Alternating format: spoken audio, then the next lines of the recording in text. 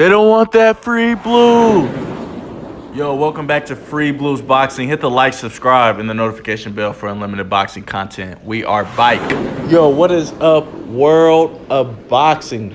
I hope you didn't miss out on Gervonta Tank Davis versus Mario El Azteca Barrios. Man, what a main event. Gervonta Tank Davis knocks out Mario Barrios in a TKO victory. It was a must-see event on Showtime pay-per-view. It was fireworks. Gervonta Tank Davis moving up 2 weight classes from 130 to 140. I gotta admit, he was doubted. Most of the boxing world did not know what to expect from Gervonta Tank Davis prior him knocking out Leo Santa Cruz at 130 on Halloween night.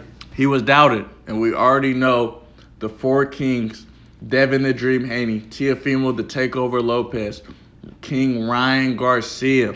We can factor in Vasily Lomachenko, who just had an impressive TKO victory over Nakatani.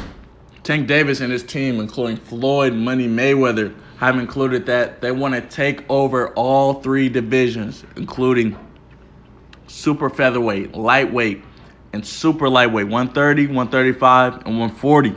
It's going to be interesting to see what Tank is going to do going forward. I know that he has been entertaining a potential fight with Gary Russell Jr. at 130, such as Devin Haney has been doing the exact same. He holds the WBC belt at lightweight. Until these 4 kings, Tank Davis, Devin the Dream Haney, Ryan Garcia, Teofimo Lopez, fight each other. There'll always be the gatekeeper that's right there. For instance, Devin Haney, when he fought Linares a month ago, they'll be right there. Everybody wants a belt at the lightweight division, including Lomachenko, who wants a belt, actually wants the rematch between him and Teofimo Lopez. Like I said, an impressive win over Nakatani.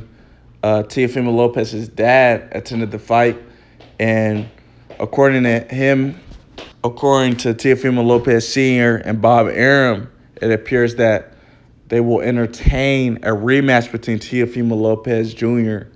and Vasily Lomachenko. Teofimo Lopez Jr. appears on his high horse. He includes that Tank Davis did not fight anybody. He said, "Who is Mario Barrios?" Tank Davis was listening to the criticism, listening to what the boxing world was saying about him knocking out Leo Santa Cruz, about Leo Santa Cruz being the smaller fighter. I would argue that Julian Williams, what he said before the Gervonta Tank Davis versus Mario Barrios fight, he said Gervonta Tank Davis is not a small fighter.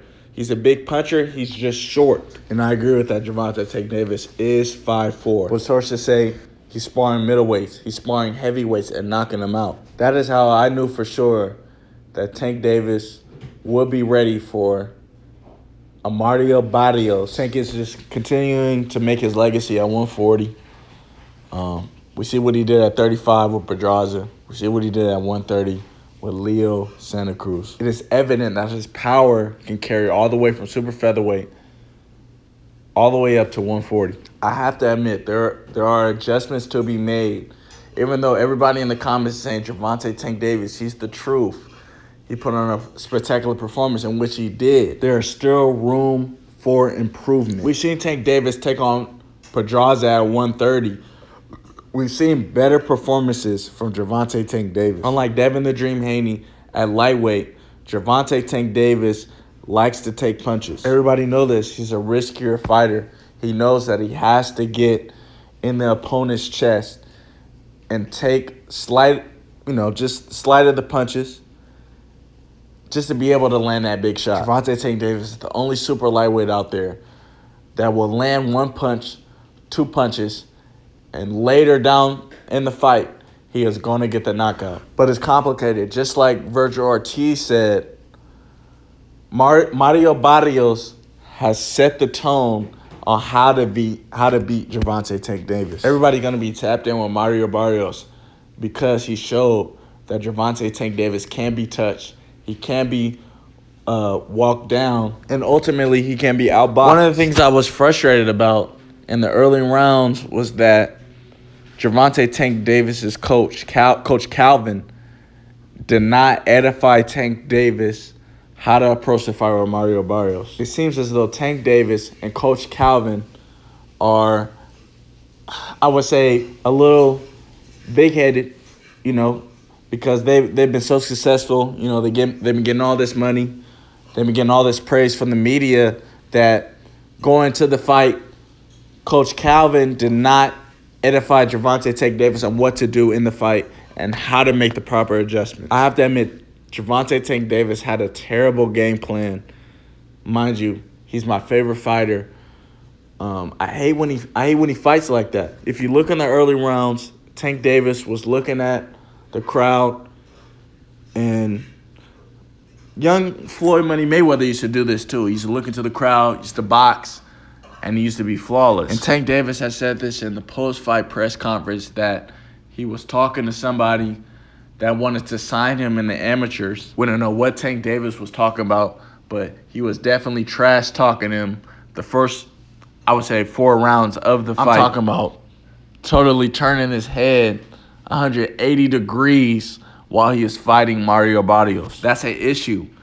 In a dangerous sport like boxing, you need to concentrate on your opponent 100% of the time.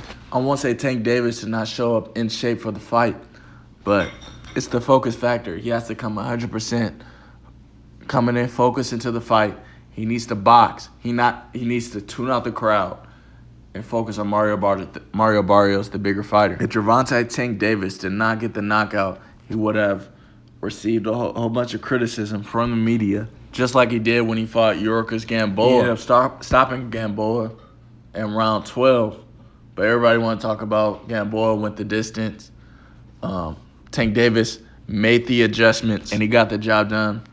To my knowledge, Tank was talking about in the fight he was bored and he just wasn't interested. It's kind of like when Kevin Durant be talking about how when he be on the road game when nobody is trying, he needs somebody to uplift him. And that is the same thing with Gervonta Tank Davis. If we look at the fight when he fought Mario Barrios, Floyd Money Mayweather had to come to the corner because Coach Calvin was not installing in Gervonta Tank Davis what he wanted to hear. As good as a performer Gervonta Tank Davis is, he could have performed better defensively, offensively. He could have really dictated the pace and been a ring general. Floyd Money Mayweather had to come to the ring and set things straight. What's unfortunate is that Tank Davis brushed off Floyd Money Mayweather when he was telling him, hey, you're down on the unofficial scorecard. And basically, you got to pick it up.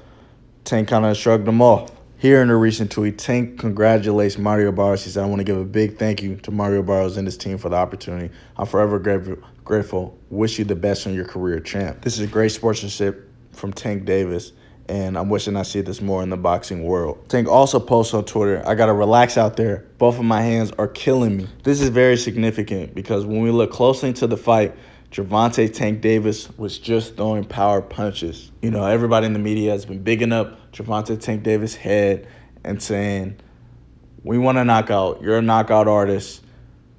You have to get the knockout. We got Sway in the morning talking about, hey, Tank, should we bet on the knockout? What's up? Tank nodding his head and saying, yeah. This is the same problem that happened with Floyd and, you know, the sore hands issue or the brutal hands. With Tank's boxing style, we have to question, does he have longevity in the sport of boxing? Put in the comment section who you want Gervonta Tank Davis to fight next, and who do you see at the king of 140 pounds, super lightweight. They don't want that free blues.